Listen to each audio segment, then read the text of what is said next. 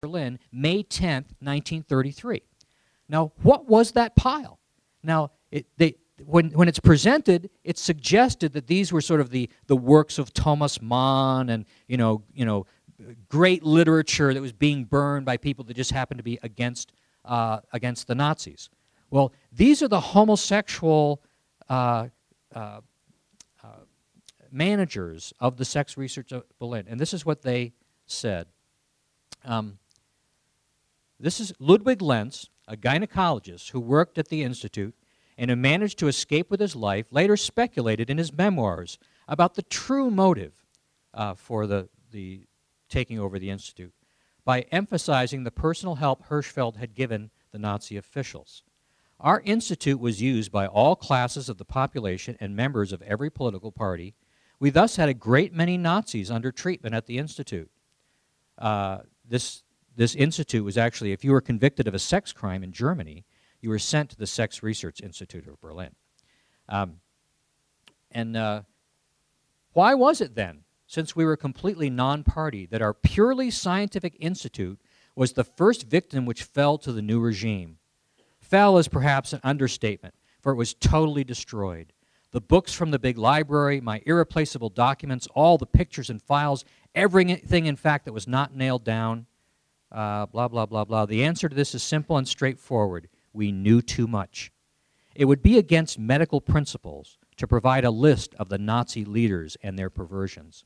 One thing, however, is certain. Not 10% of those men who in 1933 took the fate of Germany into their hands were sexually normal. Many of those personages were known to us directly through consultations. We heard about others from their comrades in the party who boasted of their exalted friends, and of others we saw the tragic results. I refer to a 13-year-old boy who suffered from serious lesion of the anal muscle brought about by a senior party official in Breslau, and to a youth from Berlin with severe rectal gonorrhea, etc., etc., etc. Our knowledge of such intimate secrets regarding members of the Nazi Party and our other documentary material, we possessed about 40,000 confessions and biographical letters, was the cause of the complete and utter destruction of the Institute for Sexology. Okay? This is not Scott Lively spinning some tale to try to embarrass or to denigrate homosexuals. This is the homosexual assistant director of the Sex Research Institute of Berlin explaining why the Nazis took their records and burned them May 10th, 1933. And now you know what almost nobody else in the world knows, is that pile of books that was being burned was the records of Nazi perversions. And that's from gay history professors, right? Every single item that I deal with in this book has similar strength of documentation. Now, I'm not going to go through, I could have brought the whole box of books, I've got like 3 boxes of books in my attic that I could have brought in every single one of these facts. I could have done the same thing. But I just wanted to give you that one up front. And like I said, I pulled this book at random. I could have done it with any other book.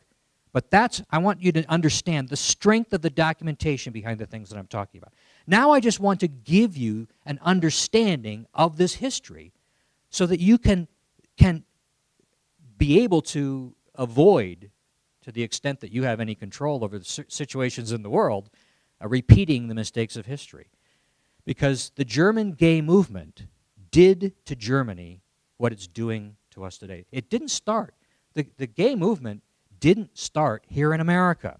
It started in Germany in the 1860s. And I'm going to tell you the history, because the Nazi Party was an outgrowth of the German gay movement. I'm going to follow 3 trails into the development of Nazism as a form of government.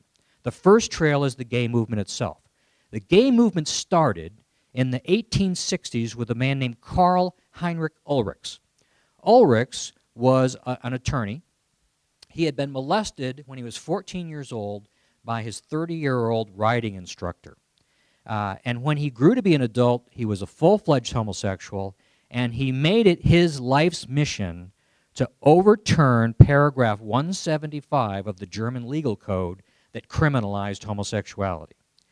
He is the man that invented what we would call today the born that way argument, except he had an occultic context that he framed all this in, and he said that male homosexuals were really female souls trapped inside men's bodies, and that lesbians were really male souls trapped inside female bodies, and that because this was some sort of God kind of made some kind of mix-up here, therefore this should be treated as a medical condition and not a moral problem, and that he started pushing to change the law. Now, he called the men earnings, and he called the women daylings, and he said that they were both, and this is where the occultic part comes in, he actually took the word Uranians, he called them all homosexuals Uranians, because he said they were sort of covered under the ninth muse, Urania, from the Greek pantheon. Plato had actually addressed something like this in his book Symposium. And so you've got Karl Heinrich Ulrichs taking this occultic ideas, coming up with a theory in which he said that homosexual were really a third sex. And he began working to overturn the laws against homosexuality. But there was a problem with this ideology, because what was it saying? It was saying that men, homosexual men, were really women. Now, that didn't bother half the homosexual men, because half the homosexual men are very effeminate. But the other half of the homosexual men are not effeminate at all. They're masculine. You know, most people don't realize this. When you say gay man, then the average person thinks of the effeminate homosexual, that someone who is acting like a woman. But when you're dealing with homosexuality, you're dealing with a scale of gender identity disorder that goes from an extreme of effeminacy on one side to an extreme of masculinity on the other side. And that there are just as many masculine-oriented homosexuals, but you don't notice them because they don't stand out. You don't notice a man acting masculinely, and you won't know that that person is even oriented toward homosexuality unless they tell you or there's some evidence of their conduct. And these men in Germany, they were very insulted by Ulrich's approach, and they formed their own organization called the Gemeinschaft der Eigenen, the community of the elite. So now we've got two different organizations. Ulrichs was the leader of the effeminate, the femmes, and he was followed in 1896. He was followed by Magnus Hirschfeld, the one I mentioned already, who actually started the Sex Research Institute of Berlin in like 1919 or something. But just before the turn of the century, it was Hirschfeld that actually formed the Scientific Humanitarian Committee, taking Ulrich's work and advancing it. He became the leader of the effeminate branch of the German gay movement. There was a man named Adolf Brand who started, he actually was the person who published the first homosexual publication in the modern world called Der Eigene, the Elite. And I've got a picture somewhere in the book here. Yeah, here it is. This is actually a picture. You can't see this very well, but this is a picture of the cover of Der Eigene, which has a picture of a naked boy on the front. That's the cover of Der Eigene magazine. Adolf Brand, Benedict Friedlander, and Wilhelm Janssen started the Gemeinschaft der Eigenen to have a counter-movement to the Scientific Humanitarian Committee. And what they wanted to do was reach back into history for a masculine identity.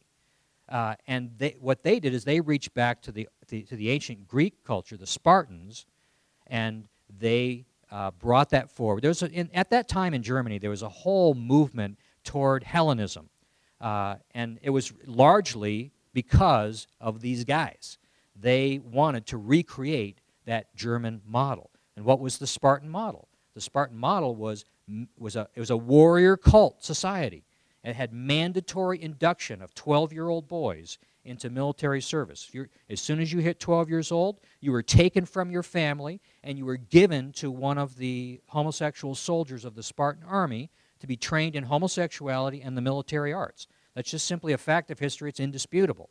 In fact, and what that happened, the reason that they did that is because there was such a ferocious loyalty that would develop between men in that kind of bond of the